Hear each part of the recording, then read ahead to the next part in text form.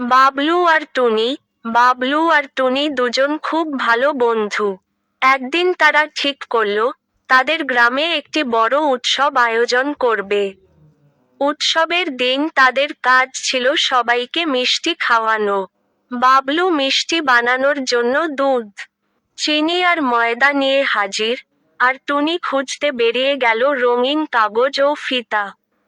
কিন্তু হঠাৎ, বাবলু ভুল করে মিষ্টির সাথে বেশি চিনি দিয়ে ফেলল, আর টুনি এসে দেখল, মিষ্টি তো পুরো জ্বলতে শুরু করেছে। দুজনে খুব ভয় পেয়ে গেল, কিন্তু হাল ছাড়ল না। তারা দ্রুত মিষ্টিগুলি ঠিক করার চেষ্টা করল, আর সবাইকে বলল, এটা আমাদের নতুন মিষ্টি। নাম দিলাম অদ্ভুত মিষ্টি। সবাই মিষ্টি খেয়ে হাসির ফোয়ারা ছেড়ে দিল। অতঃপর উৎসব দারুণভাবে শেষ হলো এবং গ্রামবাসীরা তাদের সাহসিকতার প্রশংসা করল। বাবলু আর টুনি বুঝল, কোনো কাজ যখন মন দিয়ে করা হয়, তখন সমস্যা হলেও সমাধান বের হয়ে আসে।